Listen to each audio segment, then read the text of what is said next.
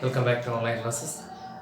So, before we start our class, we can recall what we have learned in our previous class. In the last class, we discussed about division and word problems about division. നമ്മൾ ആദ്യം multiplication നോക്കി നമ്പേഴ്സിൻ്റെ multiplication പഠിച്ചു, അതിനെ base ചെയ്തുള്ള word problems പഠിച്ചു. പിന്നെ നമ്മൾ പഠിച്ചത് ഡിവിഷൻ, കുറേ നമ്പേഴ്സിൻ്റെ ഡിവിഷൻ നമ്മൾ ഡിവൈഡ് ചെയ്ത് ക്വസ്റ്റ്യൻ റിമൈൻഡറും കണ്ടുപിടിച്ചു. അതിനുശേഷം നമ്മൾ അത് ഡിവിഷൻ ബേസ് ചെയ്തിട്ടുള്ള വേർഡ് പ്രോബ്ലംസ് പഠിച്ചു. ഓക്കെ, നമ്മളതിൻ്റെ കുറേ വേർഡ് പ്രോബ്ലം ചെയ്തു. നമുക്ക് ആദ്യം ഒരു വേർഡ് പ്രോബ്ലം നോക്കാം. അതിനുശേഷം നമുക്ക് മൾട്ടിപ്ലിക്കേഷൻ ഡിവിഷനെ കുറച്ച് പ്രോപ്പർട്ടീസ് നമ്മൾ പറയും. എന്നിട്ട് അതിനെ ബേസ് ചെയ്ത് കുറച്ച് ഫിൽ ഇൻ ദ ബ്ലാങ്ക്സ് ഒക്കെ നോക്കും. അതോടുകൂടി നമ്മൾ ഈ ചാപ്റ്റർ തീരും. വളരെ ചെറിയൊരു ചാപ്റ്ററാണ്. നെക്സ്റ്റ് ചാപ്റ്റർ ഇനിയുള്ള ചാപ്റ്റേഴ്സ് എല്ലാം അതുപോലെ തന്നെ. അടുത്ത ചാപ്റ്റർ നമുക്ക് അല്പം ഇമ്പോർട്ടൻ്റ് ഉള്ള ചാപ്റ്ററാണ്, എന്നാലും ചെറിയ ചാപ്റ്ററാണ്. ഹൗ ഹെവി ഹൗ ബിഗ് എന്നുള്ള ചാപ്റ്റർ. സോ നമുക്ക് ഒട്ടും സമയം വേണ്ട, നമുക്ക് ഈ ചാപ്റ്റർ പഠിച്ചതിൻ്റെ കംപ്ലീറ്റ് പോർഷൻസ് നമുക്ക് കവർ ചെയ്യാം. Okay, we can start the class. So this is our question. There are 28 ladus in 1 kilo. 1 kilo എന്ന് പറഞ്ഞാൽ 28 ladus. How many ladus will be there in 12 kilo? അങ്ങനെയാണെങ്കിൽ 12 കിലോയിൽ എത്ര ലഡൂസ് ആണ്? നമ്മൾ കിലോയിൽ എല്ലാം ലഡു ജിലേബിയൊക്കെ നമ്മൾ പാക്ക് ചെയ്ത് വാങ്ങിക്കുന്നത്. അതുപോലെ അതിൻ്റെ കൂടെ തന്നെ ഈ 16 laddoos can pack in 1 box. ഒരു ബോക്സിൽ 16 ലഡു പാക്ക് ചെയ്യാമെങ്കിൽ how many boxes are needed to pack the total number of laddoos? Total number of laddoo കൂടെ തന്നില്ലെന്ന് പറഞ്ഞ് പേടിക്കേണ്ട. നമ്മൾ ആദ്യം കണ്ടുപിടിക്കാൻ ചോദിച്ചിരിക്കുന്നത് ഏതാണ്? കണ്ട, 1 കിലോ എന്ന് പറഞ്ഞാൽ 28 ലഡു ആണെങ്കിൽ ടോട്ടൽ 12 കിലോയിൽ എത്ര ലഡു ഉണ്ടെന്ന് ആദ്യം നമ്മൾ ഫൈൻഡ് ചെയ്യണം. അതിനുശേഷം നമ്മൾ എന്ത് കണ്ടുപിടിക്കണം? 16 ലഡൂസിന് 1 ബോക്സ് മതിയെങ്കിൽ നമ്മൾ ടോട്ടൽ ആ കണ്ടുപിടിക്കുന്ന ലഡൂസ് പാക്ക് ചെയ്യാൻ എത്ര ബോക്സസ് ആവശ്യമുണ്ടെന്ന് നമ്മൾ കണ്ടുപിടിക്കണം. ഓക്കെ, അപ്പോൾ ഇത് എന്തൊക്കെ ചേർന്നല്ലേ? മൾട്ടിപ്ലിക്കേഷൻ ഡിവിഷൻ ചേർന്നുള്ളൊരു ക്വസ്റ്റ്യൻ ഞാൻ ഇട്ടതേ ഉള്ളൂ. സോ നമ്മൾ വേർഡ് പ്രോബ്ലം ആയതുകൊണ്ട് ആദ്യം സ്റ്റെപ്പ് എഴുതണം. Okay, number of laddoos in 1 kilo. 1 കിലോയിൽ എത്രയാണ്? 28. അങ്ങനെയാണെങ്കിൽ number of laddoos in 12 kilo. 1 കിലോയിൽ 28. ഒരു പേനയ്ക്ക് 2 രൂപയാണെങ്കിൽ 10 പേനയ്ക്ക് 2 into 20 same meaning. So number of laddoos in 12 kilo 12 into 28. Step ഇവിടെ കാണിച്ചിരിക്കണം. 16, 1, 9, 2 2s are 4, 2 1s are 2, remainder 1, 3. So our total number of reduce 336. So നമ്മൾ ഇനി find ചെയ്യേണ്ടത് എന്താണ്? ഒരു ബോക്സിൽ 16 ലഡൂസ് പാക്ക് ചെയ്യുമെങ്കിൽ 336 ലഡൂസ് പാക്ക് ചെയ്യാൻ എത്ര ബോക്സസ് വേണം? Number of laddoos in 1 box. ഒരു ബോക്സിൽ 16 ലഡു. അങ്ങനെയാണെങ്കിൽ number of boxes needed to pack 336 laddoos. ഒരു ബോക്സിൽ 16 ആണെങ്കിൽ ഇത്രയും ലഡു പാക്ക് ചെയ്യാൻ വേണ്ടത് 336 ഡിവൈഡ് ബൈ 16 അല്ലേ? നമ്മളെ പേനയുടെ പറഞ്ഞൂല്ലേ, ടോട്ടൽ നമ്മൾ 20 റുപ്പീസ് കൊടുത്തു. ഒരു പേനയ്ക്ക് 2 രൂപയാണെങ്കിൽ എത്ര എണ്ണം കിട്ടി? 10 എണ്ണം. അതുപോലെ തന്നെ ഫൈൻഡ് ചെയ്യാം. 336 by 16. 60 into 1 16, 60 into 2 32. 16 2s are 32. 60. So 60 into 1 16. Our answer 21 boxes. ഇത് ലഡൂസ് ആണ്, ഇത് ബോക്സസ് ആണ്. സോ നമ്മൾ ആ മൾട്ടിപ്ലിക്കേഷൻ ഡിവിഷൻ ചെയ്തപ്പോൾ രണ്ടുകൂടെ ജോയിൻ ചെയ്ത് വരുന്ന ഒരു ക്വസ്റ്റ്യൻ ചെയ്തു തന്നേ ഉള്ളൂ. സോ അപ്പോൾ എങ്ങനെ ചോദിച്ചാലും നമ്മൾ ക്വസ്റ്റ്യൻ വായിച്ച് മനസ്സിലാക്കുക, എന്നിട്ട് നമുക്ക് സിമ്പിളായിട്ട് ആ സ്റ്റെപ്പുകൾ എഴുതി ആൻസർ ചെയ്യാം. ക്ലിയർ ആയല്ലോ? നെക്സ്റ്റ് നമ്മൾ ഡിസ്കസ് ചെയ്യാൻ പോകുന്നു some properties of multiplication and division. നിങ്ങൾക്ക് അറിയാവുന്ന കാര്യം തന്നെയാണ് മിക്കവാറും പറയുന്നതെല്ലാം. നമ്മൾ 8 പോയിന്റാണ് പറയാൻ പോകുന്നത്. 4 പോയിന്റ്, ഇതിൻ്റെ അടുത്ത് 4 പോയിന്റുണ്ട്. എല്ലാം നിങ്ങൾ പഠിച്ചിട്ടുള്ള കാര്യങ്ങൾ അറിയാവുന്നതിൽ നമ്മൾ 1 വേർഡ് ആയിട്ടും നമ്മൾ ട്രൂ ഓർ ഫാൾസ് ആയിട്ടും മാച്ച് ദ ഫോളോയിങ് ഒക്കെ ചോദിക്കാൻ ഏറ്റവും കൂടുതൽ സാധ്യതയുള്ള കുറച്ച് ക്വസ്റ്റ്യൻസ് ഇതിനകത്തുനിന്ന് വരാം. അതിന് വേണ്ടിയാണ് നമ്മൾ ക്ലിയർ ചെയ്യുന്നത്. ഇതിൻ്റെ ബേസിൽ നമുക്കൊന്ന് ഒരു ചെറിയ ഫിൽ ഇൻ ദ ബ്ലാങ്ക്സും ചെയ്ത് നോക്കാം. Okay, so first one, the product of A number and 1 is the number itself. നമുക്കറിയാം ഒരു നമ്പറിനെ 1 കൊണ്ട് മൾട്ടിപ്ലൈ ചെയ്താൽ ആൻസർ എന്ത് തന്നെയായിരിക്കും? 1 തന്നെ ആയിരിക്കും. ഞാൻ ഓരോ എക്സാമ്പിൾ വെച്ച് എല്ലാത്തിനും എടുത്തുകൊണ്ട് ഞാൻ എനിക്ക് തോന്നിയ ഒരു നമ്പറാണ് എടുത്തത്. ഏത് നമ്പർ ഇട്ടാലും കണ്ടു 23 × 1 23. അപ്പോൾ 41 × 1 ആയാലും 41 ആണ്. 100 × 1 ആയാലും 100 അല്ലേ. 1ന് ഒരു നമ്പറിനെ 1 കൊണ്ട് മൾട്ടിപ്ലൈ ചെയ്താൽ ആൻസർ സെയിം നമ്പർ തന്നെ ആയിരിക്കും. Second property, the product of A number and 0 is 0. Yes, ഒരു നമ്പറിനെ 0 കൊണ്ട് മൾട്ടിപ്ലൈ ചെയ്താൽ അതിന്റെ ആൻസർ 0 ആയിരിക്കും. സോ 1 കൊണ്ട് മൾട്ടിപ്ലൈ ചെയ്താൽ സെയിം നമ്പർ ആയിരിക്കും ആൻസർ. 0 കൊണ്ട് മൾട്ടിപ്ലൈ ചെയ്താൽ ആൻസർ എപ്പോഴും 0 ആയിരിക്കും. ഞാൻ എക്സാമ്പിൾ കൊടുത്തതേ ഉള്ളൂ. 48 × 0 0. നിങ്ങൾക്ക് ഇഷ്ടമുള്ള നമ്പർ ഇട്ടാൽ. Third one, the product of 2 or more numbers does not change when the order of the numbers is changed. സെന്റൻസിന്റെ ലെങ്ത് കണ്ട് ഒത്തും പേടിക്കേണ്ട, വളരെ സിമ്പിൾ ആയിട്ടുള്ള കാര്യമാണ് പറഞ്ഞിരിക്കുന്നത്. രണ്ടോ അതിൽ കൂടുതലോ നമ്പേഴ്സിന്റെ പ്രോഡക്റ്റ് കാണുമ്പോൾ മൾട്ടിപ്ലൈ ചെയ്യുമ്പോൾ നമ്പറിന്റെ ഓർഡർ മാറ്റി മൾട്ടിപ്ലൈ ചെയ്താലും വാല്യൂ ഡിഫറെന്റ് ആവില്ല. എന്ന് പറഞ്ഞാൽ ഇപ്പോൾ എക്സാമ്പിൾ 5 × 4 എന്നെടുത്താലും 4 × 5 എന്നെടുത്താലും ആൻസർ എത്രയാണ്? 20. 2 × 3 ആയാലും 3 × 2 ആയാലും എത്രയാണ്? 6 അല്ലേ. ഇപ്പൊ 2 × 3 × 5 എത്ര ആൻസർ? 2 × 3 6, 6 × 5 30. അത് നമുക്ക് തിരിച്ച് 5 × 3 × 2 എന്ന് ചെയ്യാം, 2 × 5 × 3 എന്ന് ചെയ്യാം. ഇങ്ങനെ 2 × 3 × 5 എന്നെടുത്താലും 2 × 5 × 3 എന്നെടുത്താലും 5 × 2 × 3 എന്നെടുത്താലും ഏത് രീതിയിൽ മൾട്ടിപ്ലൈ ചെയ്താലും നമ്പർ ഓർഡർ മാറ്റി മൾട്ടിപ്ലൈ ചെയ്താലും ആൻസർ എപ്പോഴും സെയിം ആയിരിക്കും. അതാണ് പറഞ്ഞിരിക്കുന്നത്. Okay. Fourth one, when a number is divided by 1, then the quotient is the number itself. That means ഒരു നമ്പറിനെ 1 കൊണ്ട് ഡിവൈഡ് ചെയ്താൽ എന്താണ് ആൻസർ കിട്ടുന്നത്? സെയിം നമ്പർ ഇല്ലേ. അത് 1ന്റെ മാത്രം പ്രോപ്പർട്ടിയാണ്. ഒരു നമ്പറിനെ 1 കൊണ്ട് മൾട്ടിപ്ലൈ ചെയ്താൽ ഇപ്പൊ 21നെ 1, ഇപ്പൊ 23 25 എത്രയെങ്കിലും ആണ്. ഇപ്പൊ 100നെ 1 കൊണ്ട് മൾട്ടിപ്ലൈ ചെയ്താൽ എത്ര കിട്ടും? 100 ഡിവൈഡ് ബൈ 1 എന്നെടുത്താൽ എത്ര ആൻസർ? 100. ഒരു നമ്പറിനെ 1 കൊണ്ട് മൾട്ടിപ്ലൈ ചെയ്താൽ സെയിം നമ്പർ കിട്ടും. ഒരു നമ്പറിനെ 0 കൊണ്ട് മൾട്ടിപ്ലൈ ചെയ്താൽ 0 കിട്ടും. ഇപ്പൊ നമ്പേഴ്സിനെ ഓർഡർ മാറ്റി അങ്ങോട്ടും ഇങ്ങോട്ടും തിരിച്ചും ഇപ്പൊ 5 × 4 എന്നോ 4 × 5 എന്നോ ഓർഡർ മാറ്റി മൾട്ടിപ്ലൈ ചെയ്താലും പ്രോഡക്റ്റ് സെയിം ആയിരിക്കും. ഒരു നമ്പറിനെ 1 കൊണ്ട് ഡിവൈഡ് ചെയ്താൽ നമുക്ക് സെയിം നമ്പർ ആയിരിക്കും ക്വഷ്യന്റ് ആയിട്ട് കിട്ടുന്നത്. സോ നമുക്ക് ആദ്യത്തെ 4 പ്രോപ്പർട്ടീസ് ക്ലിയർ ആയല്ലോ.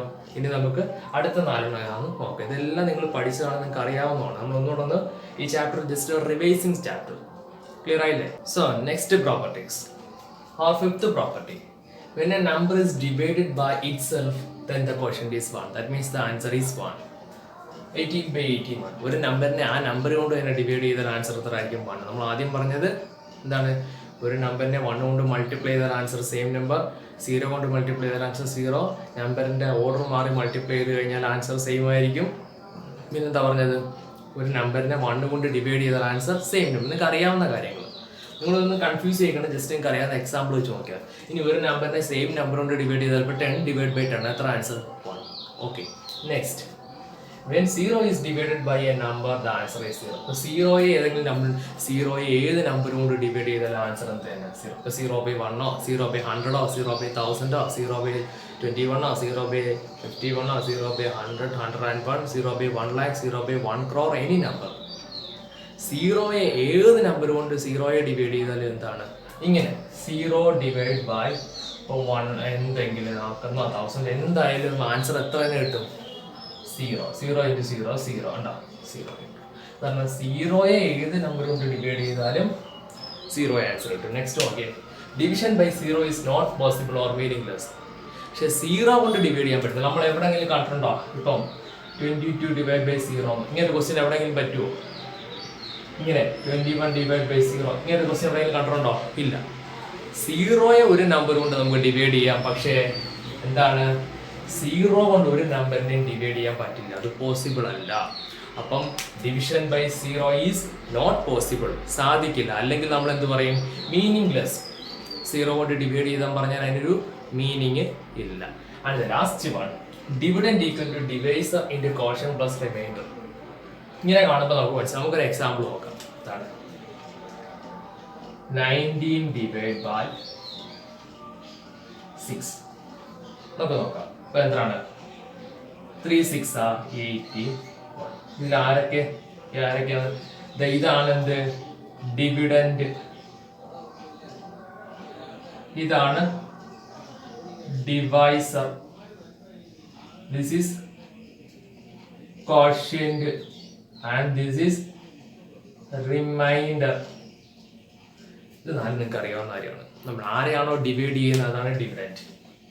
ആരെ വെച്ചാണോ ഡിവൈഡ് ചെയ്യുന്നത് അയാളാണ് ഡിവൈസർ. കിട്ടുന്ന ആൻസർ ആരാണോ അയാളാണ് ക്വോഷ്യന്റ്. നമുക്ക് ബാലൻസ് ചെയ്യാൻ കിട്ടുന്ന നമ്പർ റിമൈൻഡർ. ഞാൻ ഈ എഴുതിയേക്കുന്ന ഇവിടെ നോക്കാം. ഡിവിഡൻറ്റ് ഈക്വൽ ടു എക്സാമ്പിൾ നോക്കിയോ. ഡിവിഡൻറ്റ് 19 ഈക്വൽ ടു ഡിവൈസർ, ഇവിടെ divisor 6 into quotient 3 plus reminder 1. Correct ആണോ നോക്കി.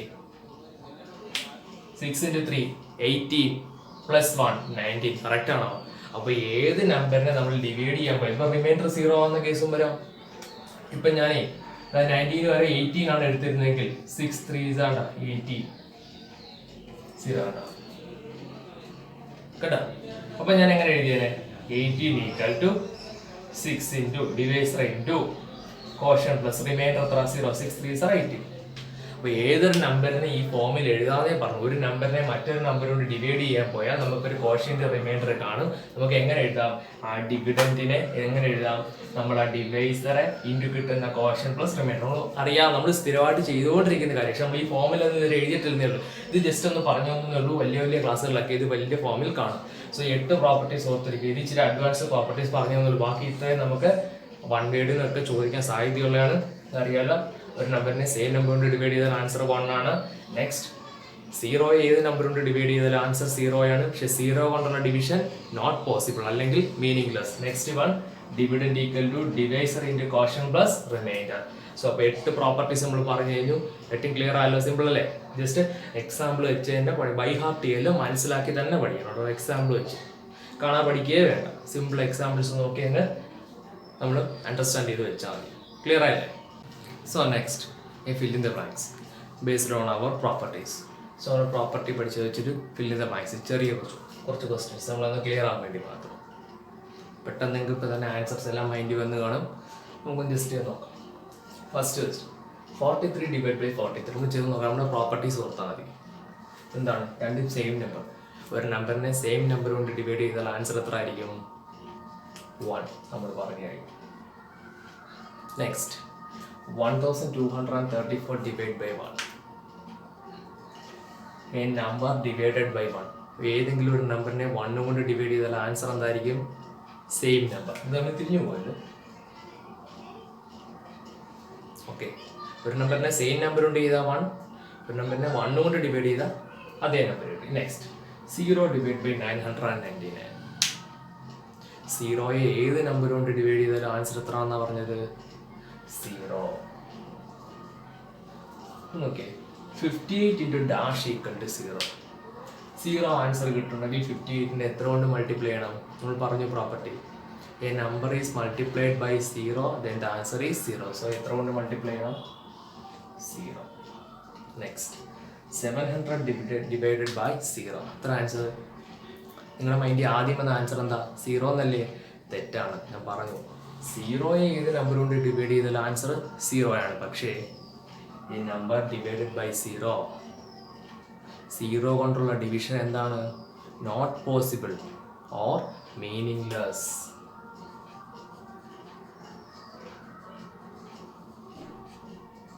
ഉണ്ടാവും. 0 കൊണ്ട് ഒരു നമ്പറിനെ ഡിവൈഡ് ചെയ്യാൻ പറ്റില്ല. 0യെ എല്ലാ നമ്പറും കൊണ്ട് ഡിവൈഡ് ചെയ്യാം. അതിൻ്റെ ആൻസർ 0 ആയിരിക്കും. പക്ഷേ 0 കൊണ്ടുള്ള ഡിവിഷൻ നോട്ട് പോസിബിൾ ആണ്, meaningless. Last one dash into 163. എത്ര ആയിരിക്കും? 63 കിട്ടണേ 1നെ എത്ര കൊണ്ട് മൾട്ടിപ്ലൈ ചെയ്യണം? 63. സോ സിമ്പിൾ അല്ലേ? നമ്മൾ പ്രോപ്പർട്ടീസ് പഠിച്ചു. അതിനെ ബേസ് ചെയ്ത് പ്രോപ്പർട്ടി ക്ലിയർ ആകാൻ വേണ്ടി ഇതുവരെ കുറച്ച് എക്സാമ്പിൾ ചെയ്ത് നോക്കിയാൽ. സോ നമ്മൾ ഈ ചാപ്റ്ററിൽ മൾട്ടിപ്ലിക്കേഷൻ കുറേ ചെയ്ത് നോക്കി, മൾട്ടിപ്ലിക്കേഷൻ്റെ വേർഡ് പ്രോബ്ലം ചെയ്തു, ഡിവിഷൻസ് കുറേ ചെയ്ത് നോക്കി, ഡിവിഷൻ്റെ വേർഡ് പ്രോബ്ലം ചെയ്തു, മൾട്ടിപ്ലിക്കേഷൻ ഡിവിഷനോട് ചേർന്ന് വരുന്ന വേർഡ് പ്രോബ്ലം ചെയ്ത് നോക്കി. എന്നിട്ട് മൾട്ടിപ്ലിക്കേഷൻ ഡിവിഷൻ്റെ ബേസിക് പ്രോപ്പർട്ടീസാണ് നമ്മളെല്ലാം പഠിച്ചത്. ബേസിക് പ്രോപ്പർട്ടീസ് ഇത് നമ്മൾ എത്ര വലിയ ക്ലാസ്സുകൾ പഠിച്ചാലും ഈ ബേസിക്സ് ഒക്കെ അറിഞ്ഞിരിക്കണം. ഇപ്പോഴേ ക്ലിയർ ആക്കി പോവുക. എന്നിട്ട് അതിനെ ക്ലിയർ ചെയ്യാൻ വേണ്ടി നമ്മൾ കുറച്ച് ഫില്ലിംഗ് ദ ബ്ലാങ്ക്സ് ഒക്കെ ചെയ്ത് നോക്കി. സോ പ്രോബ്ലംസ് ചെയ്ത് തന്നെ പഠിക്കുക. എന്തെങ്കിലും ഡൗട്ട്സ് ഉണ്ടെങ്കിൽ ചോദിക്കട്ടോ. ആദ്യമൊക്കെ എത്ര തവണ തെറ്റിയാലും പിന്നെ റിപ്പീറ്റ് ചെയ്ത് ചെയ്യുക. അപ്പോൾ 1-2 ഒക്കെ ആദ്യം തെറ്റുമായിരിക്കും. മൾട്ടിപ്ലിക്കേഷൻ ഡിവിഷനൊക്കെ ചിലപ്പോൾ ഒരു കറക്ഷനൊക്കെ വരാൻ സാധ്യതയുണ്ട്, അതൊന്നും കുഴപ്പമാണ്. ഒന്നും നിങ്ങൾ മൈൻഡ് ചെയ്യേ വേണ്ട. നിങ്ങൾ വേട്രോളൊക്കെ എഴുതുമ്പോൾ കറക്റ്റായിട്ട് സ്റ്റെപ്പ് എഴുതി തന്നെ ആൻസർ ചെയ്ത് പോവുക. ചെയ്യുന്ന ആൻസർ നമ്മൾ ഡിവൈഡ് ചെയ്യുന്ന ഡിവിഷൻ ആണെങ്കിലോ മൾട്ടിപ്ലിക്കേഷൻ ആണെങ്കിലോ റൈറ്റ് സൈഡിൽ മാർജിനിൽ കാണിച്ചിരിക്കുക. അതെല്ലാം ആക്യുറേറ്റ് ആയിട്ട് തന്നെ ചെയ്യുക. നമ്മൾ ഒരിക്കലും ബൈ ഹാർട്ട് ചെയ്യരുത്, മനസ്സിലാക്കി ചെയ്ത് തന്നെ പഠിക്കുക. സോ നമുക്ക് ഈ ചാപ്റ്ററിൽ ഇത്രയേ ഉള്ളൂ. വളരെ സിമ്പിൾ ആയിട്ടുള്ള ചാപ്റ്ററാണ്. നമുക്കപ്പം നെക്സ്റ്റ് ക്ലാസ്സിൽ നമ്മൾ നെക്സ്റ്റ് ചാപ്റ്റർ സ്റ്റാർട്ട് ചെയ്യാം. സോ അപ്പോൾ ക്ലിയർ ആയിട്ടെല്ലാം പഠിക്കുമല്ലോ. എന്തെങ്കിലും ഡൗട്ട്സ് ഉണ്ടെങ്കിൽ ചോദിക്കുക. Okay students, today we can conclude our section. We'll be see you on the next class with our next chapter. Thank you.